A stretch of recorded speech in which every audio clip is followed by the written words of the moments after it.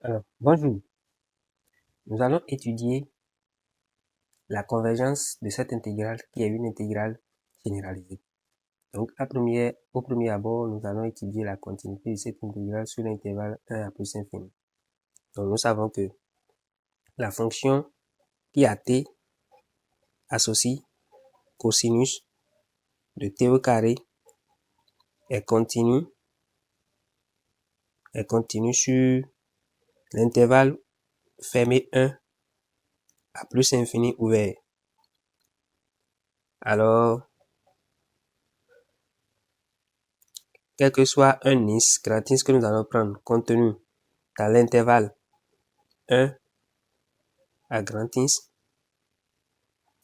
la fonction qui a t associe cosinus de t au carré est continue sur cet intervalle 1 à grand is. Donc nous avons pris un intervalle fermé borné qui est contenu dans l'intervalle 1 à plus infini. Par conséquent, la fonction qui a t associe cosinus de t au carré est localement Riemann intégrable. Est localement Riemann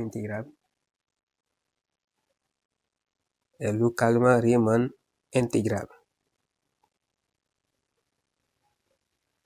Alors, nous verrons étudier que la fonction est localement Riemann intégrable sur l'intervalle fermé 1 à plus infini.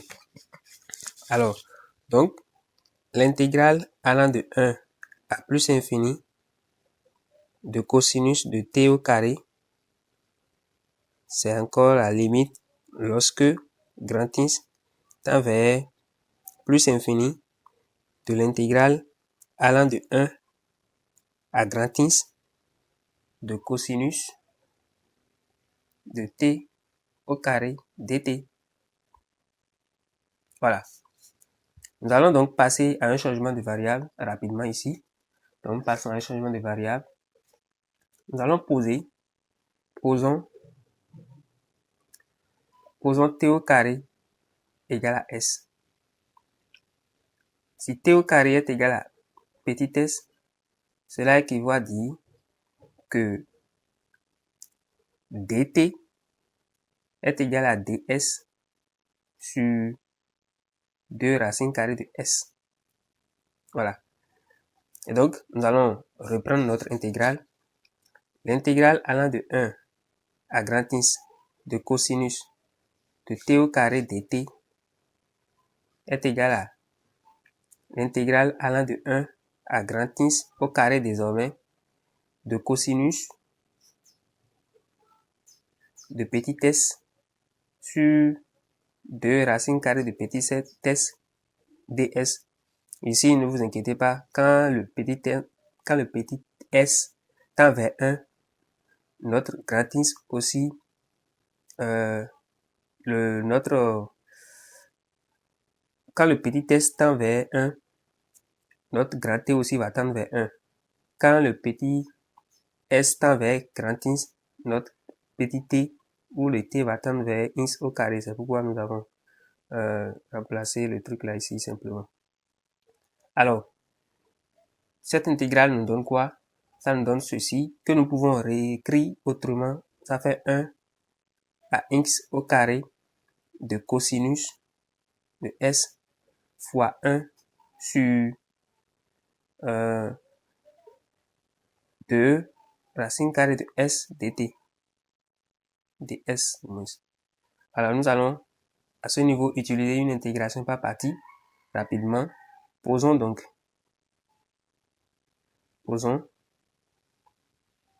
un certain u de x égale à 1 sur racine carrée de s et un w prime de x égale à cosinus de S. Cela implique que nous aurons U' de X égale à quoi? Quand nous allons dériver cette fonction, comment appelle-t-on?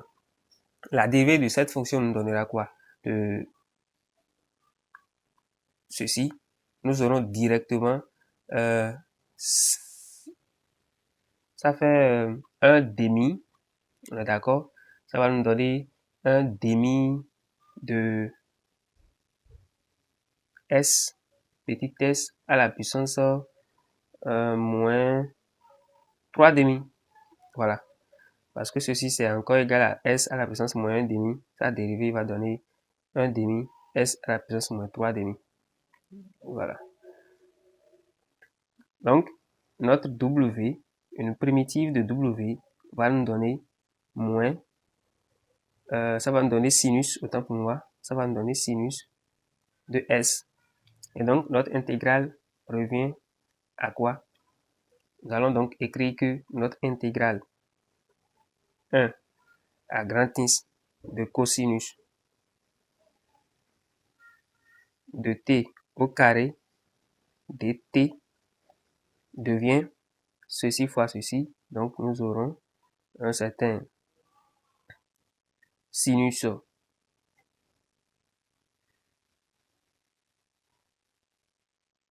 de S sur racine carrée de S pris entre 1 et grand X au carré moins ces deux éléments-là. Ça fait intégrale allant de 1 à grand X au carré. Nous pouvons mettre le demi au dehors, ça ne gêne pas. Le sinus de S divisé par S à la puissance 3 demi. Parce que ici, c'est à la puissance moins 3 demi. Donc, on peut envoyer ça au dénominateur ds. Alors, regardons un peu cette quantité. N'oubliez pas, il y a un demi ici au dehors. Donc, on ne va pas oublier quand nous allons vouloir faire le calcul total. Donc, si je veux, je peux déjà envoyer ce 2 que je suis en train d'oublier, je peux déjà le laisser ici. Parce que même si je n'utilise pas, ça ne va pas gêner. N'oubliez pas que l'objectif, c'est juste pour étudier le comportement de cette intégrale. On ne veut pas sa valeur. On veut voir si ça converge ou pas seulement. Donc, je peux laisser le 2 là. Alors, voyons un peu ce que cette quantité donne. Si nous regardons ceci, ça va nous donner sinus de x au carré. Je vais écrire au lieu de le dire. Donc, ça fait sinus de grand X au carré sur racine carrée de grand X va nous donner x. Maintenant, moins sinus de 1, moins sinus de 1, moins 1 demi de l'intégrale allant de 1 à grand X au carré de sinus de petit s sur S à la puissance 3 demi ds. Voilà. Nous voyons que ceci, quand nous allons tendre le x vers plus infini, la limite, lorsque x tend vers plus infini de cette quantité, ça va nous donner un certain 0. Parce que quoi? De 1 sur, je vais écrire rapidement, la valeur absolue de sinus, d'accord, de x au carré sur x, ça va nous donner 0 car 0 est inférieur ou égal à la valeur absolue de sinus de x au carré sur x qui est plus petit ou égal à 1 sur x. Et bien sûr, cette quantité en plus infini va nous donner 0. Donc, d'après le théorème de Gendam, la fonction en valeur absolue ici converge donc vers 0.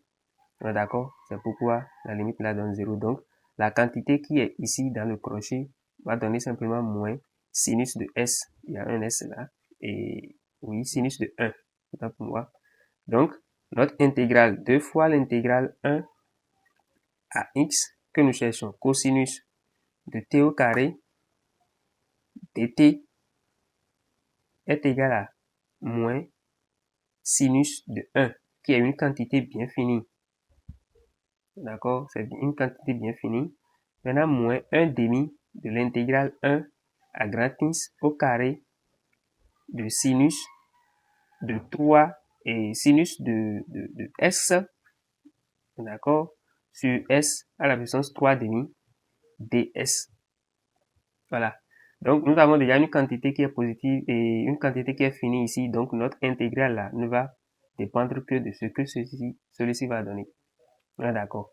Et donc, nous avons une très bonne longueur d'avance. Nous voyons que nous pouvons majorer la fonction sinus par 1. Et donc, on va utiliser le théorème d'équivalence ou de comparaison pour pouvoir justifier si ceci converge ou pas.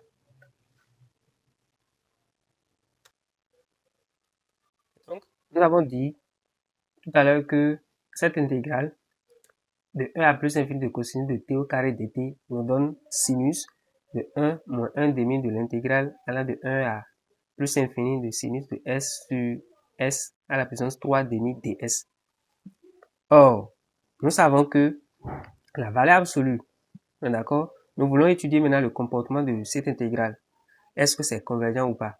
La valeur absolue de sinus de x, d'accord, sur s à la puissance 3 demi est inférieur ou égal à 1 sur s à la puissance 3 demi.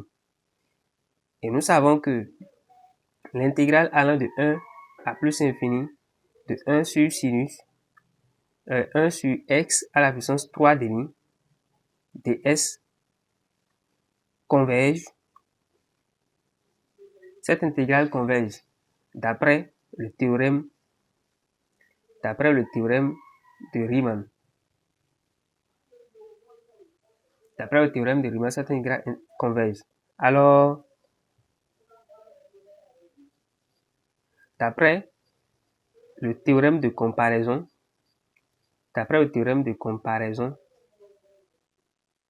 l'intégrale là, allant de 1 à plus infini de sinus de s sur s à la puissance 3 demi ds converge absolument.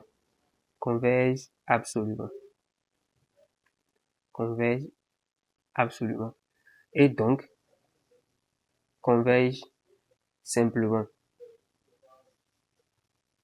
Parce qu'une fonction qui converge absolument, converge simplement. Alors, nous avons montré que cette quantité est une quantité convergente. C'est une intégrale convergente. Ceci est fini. Alors, qu'est-ce que nous pouvons dire donc de cette intégrale? Donc, on peut dire donc l'intégrale allant de 1 à plus infini de cosinus de t au carré de t, qui n'est rien d'autre que moins 1 demi de sinus de 1 moins 1 quart de intégrale allant de 1 à plus infini de sinus de s sur s à la puissance 3 demi ds est convergente car sinus, cette intégrale est convergente car sinus de 1 est fini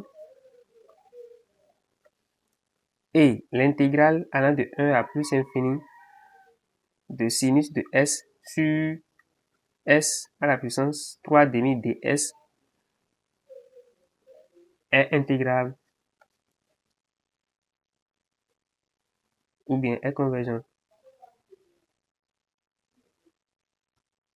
C'est une intégrale, elle est convergente.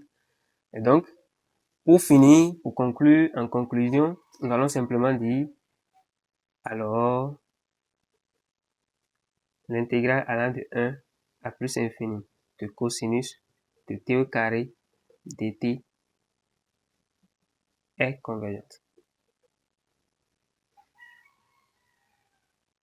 Alors, nous sommes à la fin de cette vidéo. Merci beaucoup d'avoir suivi jusqu'à la fin. N'hésitez pas à liker, à mettre les commentaires surtout à la fin de la vidéo pour que nous puissions voir s'il y a d'autres méthodes que vous pouvez nous montrer pour calculer cette intégrale. Ça nous aidera beaucoup. Je vous aime bien. N'hésitez pas à mettre les commentaires et vos suggestions seront les bienvenues. Merci. Abonnez-vous à la chaîne.